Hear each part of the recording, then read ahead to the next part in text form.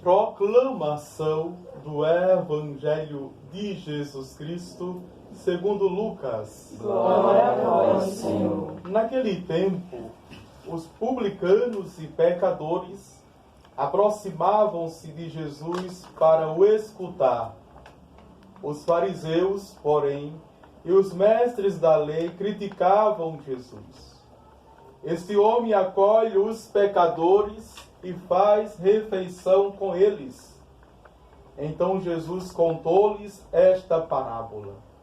Se um de vós tem 100 ovelhas e perde uma, não deixa as 99 no deserto e vai atrás daquela que se perdeu até encontrá-la. Quando a encontra, coloca-a nos ombros com alegria e, chegando a casa, reúne os amigos e vizinhos e diz: Alegrai-vos comigo, encontrei a minha ovelha que estava perdida. Eu vos digo, assim haverá no céu mais alegria por um só pecador que se converte, do que por 99 justos que não precisam de conversão. Se uma mulher tem 10 moedas de prata e perde uma, não acende uma lâmpada, varre a casa e a procura cuidadosamente até encontrá-la. Quando a encontra, reúne as amigas e vizinhas e diz: Alegrai-vos comigo, encontrei a moeda que se tinha perdido. Por isso eu vos digo, haverá alegria entre os anjos de Deus por um só pecador que se converte. Palavra da salvação. Glória a vós, Senhor.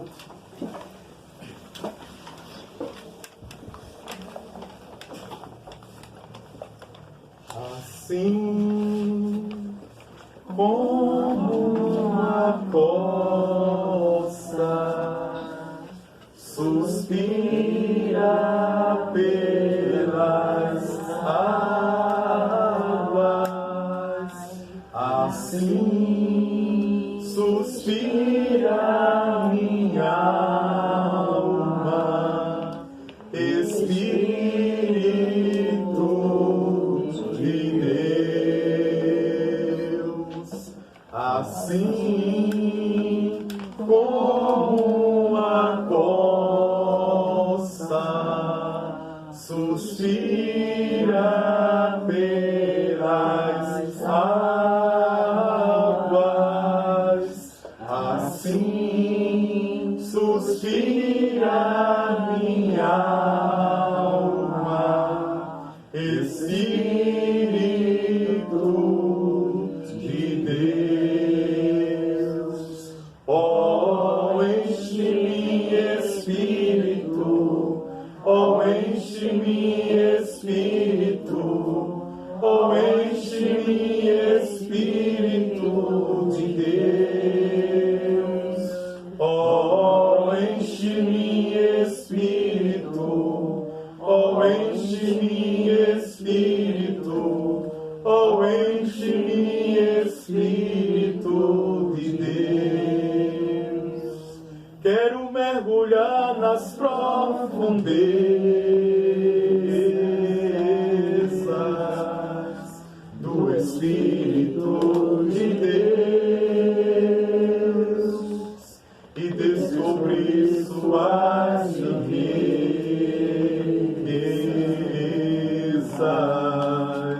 em meu coração e descobrir suas riquezas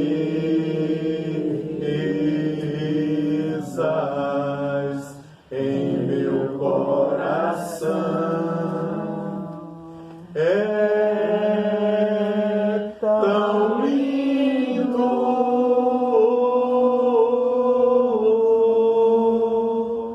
tão simples,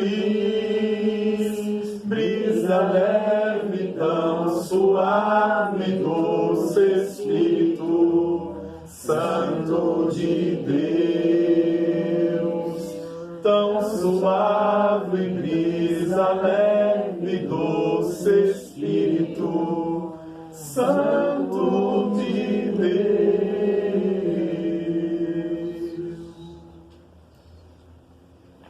Queridos irmãos e irmãs, alguém pode perguntar, mas por que dia de quinta-feira, dia de adoração, o padre faz missa nas casas?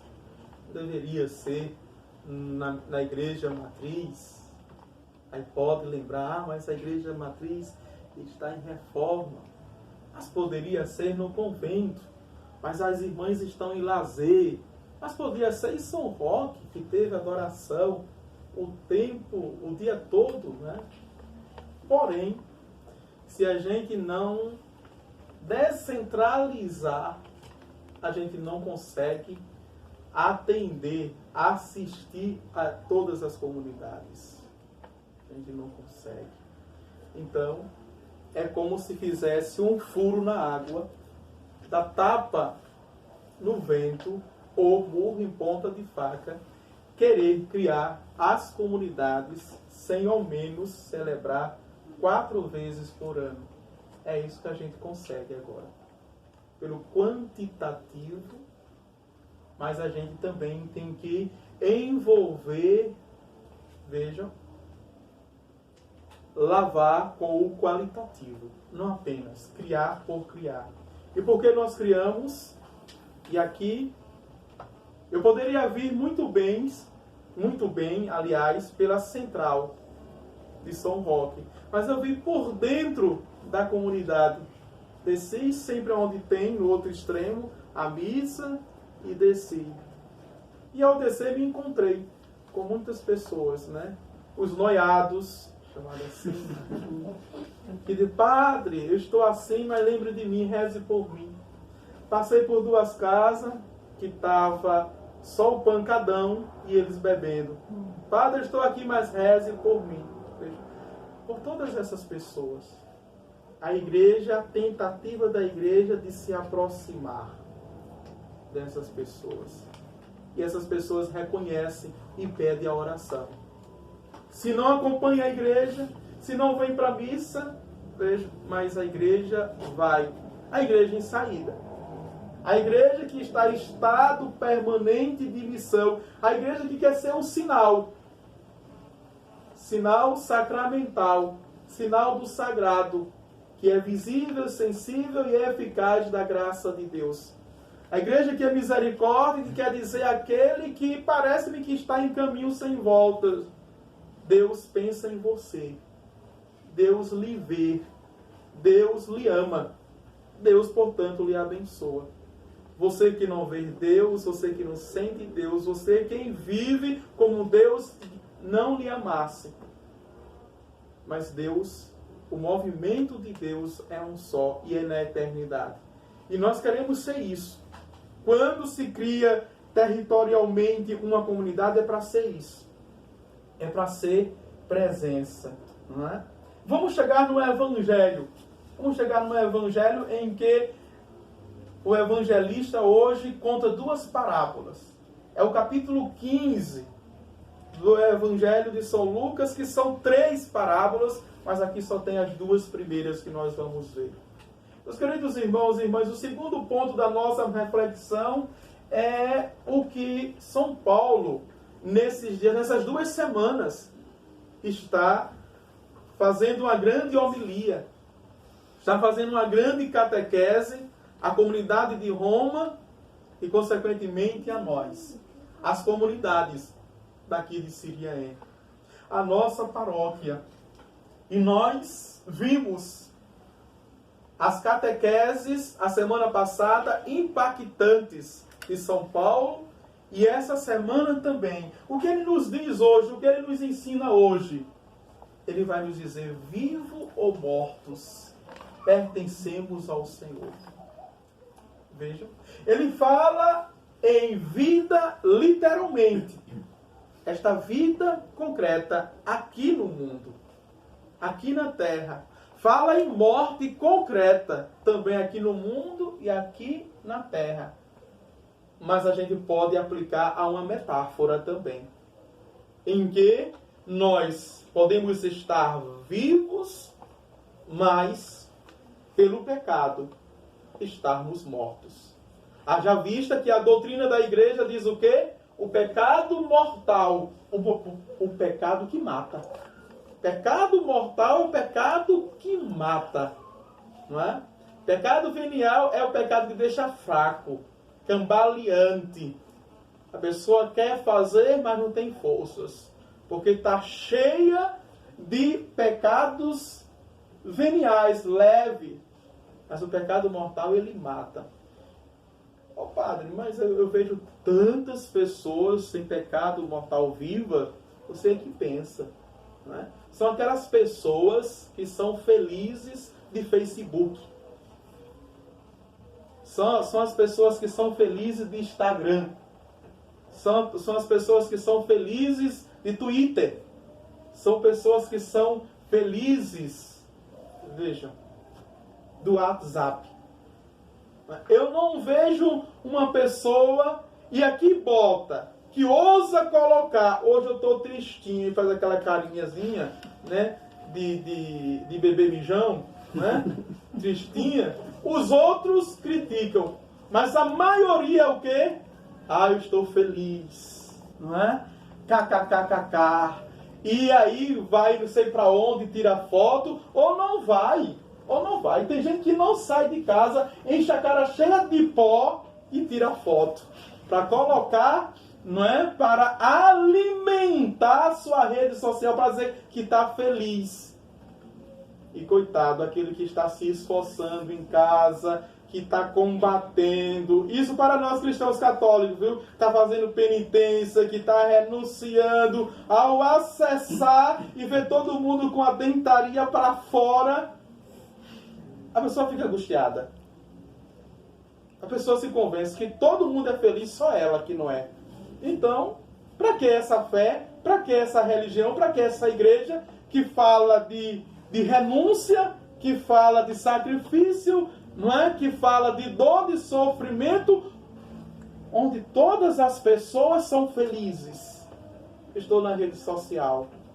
Está em cima do muro. Está em cima do muro com saudosismo. Tem gente que não sai de casa, eu não participo de nada, mas não perde uma fofoquinha, não é? No Facebook. Sabe de tudo. Na vida de fulano, de cicrano, de beltrano, não é? De fulaninho. Sabe de tudo. É estar na janela da igreja. É estar no muro da igreja, vendo tudo que está se passando, as coisas boas, e ficando angustiado porque deixou essas coisas. Isso faz mais mal para a pessoa do que ela ter deixado tudo no mundo. Muito mal. Porque não é assim que Deus quer. Então, vivos ou mortos, pertencemos ao Senhor. Isso deve servir não como angústia, não como desânimo, não como um complexo de inferioridade, como impotência, mas deve servir para nós como força. A força da fé, a potência da fé, da esperança que nos faz levantarmos e combater contra aquilo que de fato vai nos matar. E não é o corpo, viu? Não é este corpo, não é a matéria que Paulo está falando da morte. Paulo está falando da morte da alma. Não temei aqueles que podem matar o corpo, temei aqueles que podem matar a alma. Todas essas alegrias hipócritas, todas essas alegrias de proforma, todas essas alegrias de tela, matam a alma, porque não são alegrias verdadeiras. As pessoas fazem um esforço terrível para mostrar à sociedade que está feliz, mas na verdade está morrendo, se contorcendo, não é? Por dentro. Basta você fazer uma pergunta profunda, que ela começa logo a chorar, começa logo a falar da sua vida, dos seus desabores, botando culpa nas pessoas e em Deus porque não é feliz. Hoje não colocasse uma foto nesse instante, com uma pose tão bonita, me fazendo inveja e ciúme, porque eu não estou nessa realidade. E como estás assim? Veja, não é? E o que dizer daquelas pessoas quando a gente pergunta como está e a pessoa sempre, eu nunca ouvi, estou bem, mas sempre é assim, olha, assim, não é? Entroncha o pescocinho, não é? E faz uma cara de demente e diz assim, como Deus quer. Veja, isso é uma blasfema contra Deus. Não é? A pessoa está lascada, entroncha o pescoço e diz que está como Deus quer. Não, meu filho, você tem que crescer na fé. Deus não quer assim. A gente tem que ter uma outra compreensão da fé. Tem que ser uma fé de fato que nos faça felizes. Por isso que o salmista no Salmo 26 diz: sei que a bondade do Senhor eu hei de ver na terra dos viventes. E na terra dos viventes, que terra é esta? É a nossa? Não. Na terra dos verdadeiros vivos e que vive eternamente nos céus. Essa bondade não acontece plenamente aqui. O bem não se realiza plenamente aqui. Deixe de infantilismo, de inocência na fé. Isso vai se realizar no céu. E por isso que o nosso Senhor, o nosso Mestre, o nosso bom pastor, não promete a felicidade plena aqui, mas verdadeiramente lá nos céus. E eu tenho que ser homem de esperança, para não desanimar e caminhar. Foi assim que ele pediu ontem, não é? Quem quer ser o meu discípulo, faça o quê? Quais são as 3 palavras que eu ouvi as minhas homilias ontem? Não é? Não, desapegue, desapegar.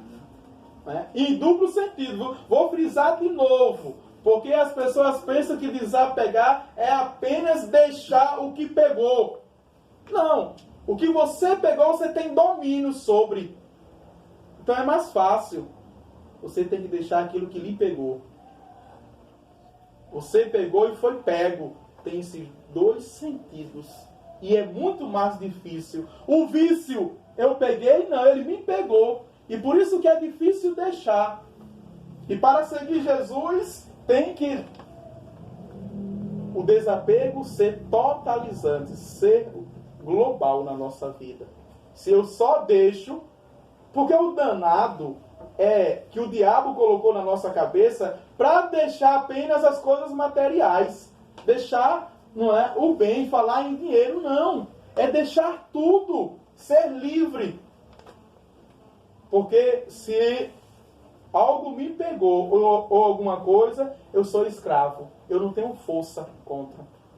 E o Senhor diz, para me seguir, tem que se desapegar. Depois carregar a cruz, veja, carregar a cruz. E a cruz também em 2 sentidos. Porque assim a gente desanima. Eu disse ontem, na missa dos estudantes, a cruz como sacrifício, como renúncia, como paixão, que é sofrimento, mas a cruz também como vitória, como troféu. Eu tenho que, no peito eu levo uma cruz, porque eu me identifico com essa cruz, que por ela veio a minha vitória. A cruz veio a minha vitória. Vejam, se eu não morrer, eu não vou ressuscitar. Então a cruz me dá condição de eu transpor, de eu ter o galardão, veja, de eu ter a coroa da justiça, de eu combater o bom combate e superar. É ela que me dá a condição da vitória na minha vida. Não apenas as perdas, mas também os ganhos. E depois caminhar atrás de Jesus. Essa ordem é precisa, viu?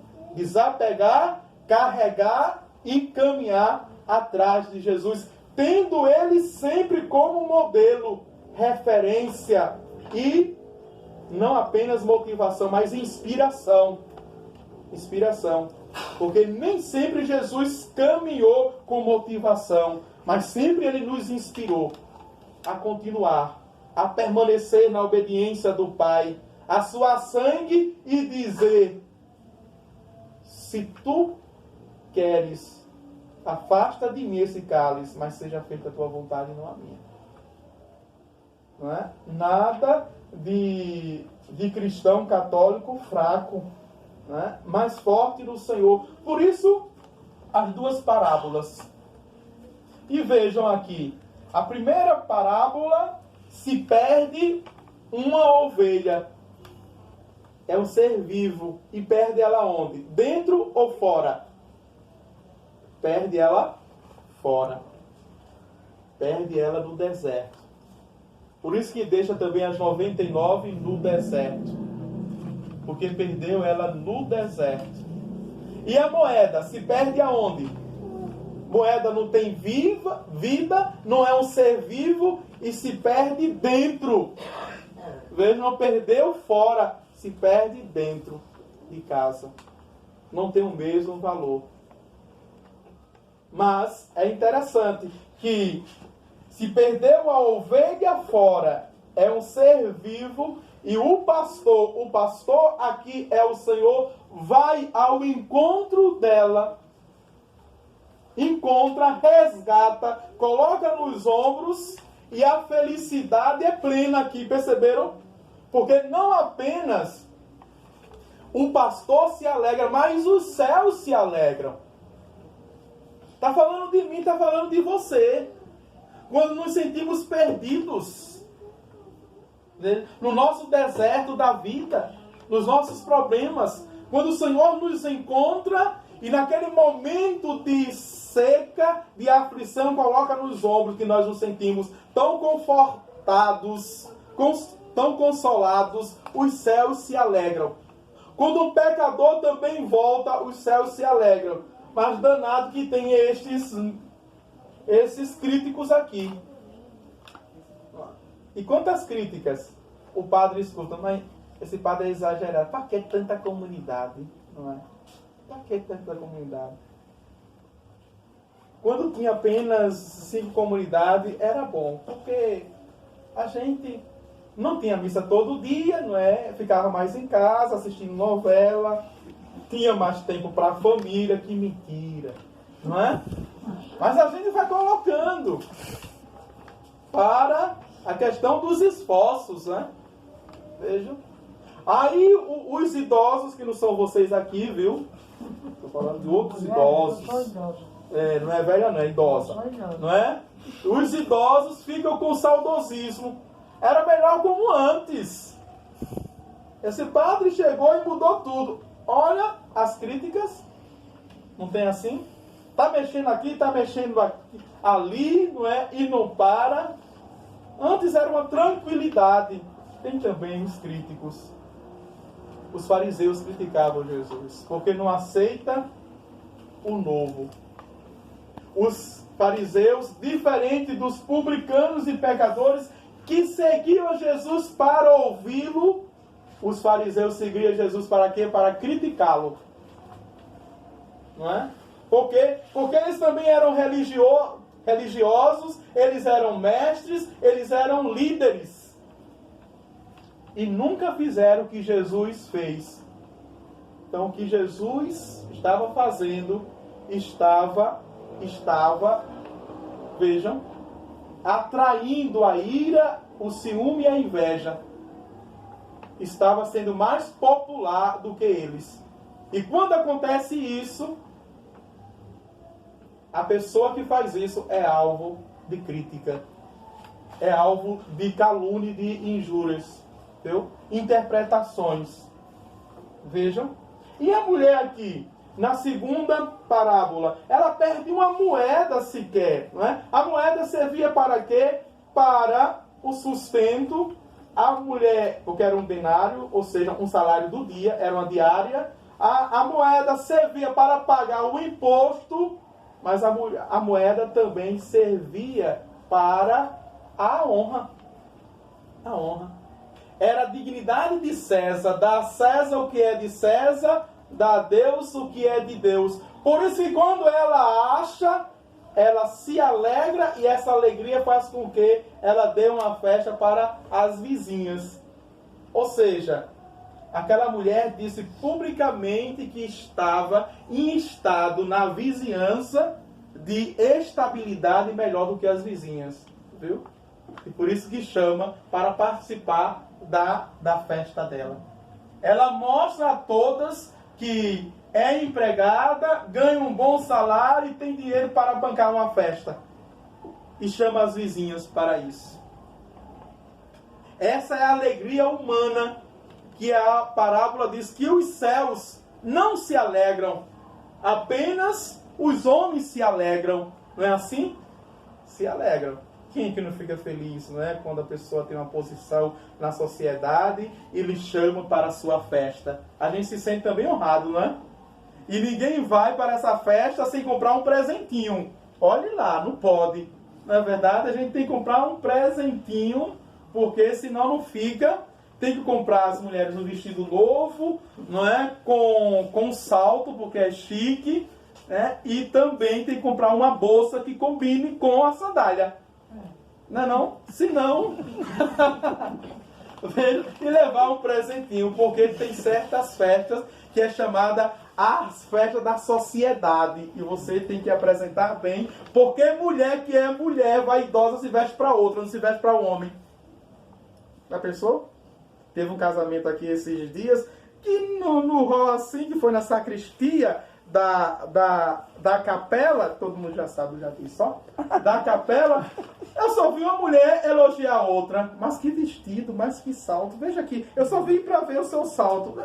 Então, a mulher se veste para ser elogiada. Então ela se acha. Se tem um peito grande, estufa, pelo amor de Deus. É aquela coisa, não é?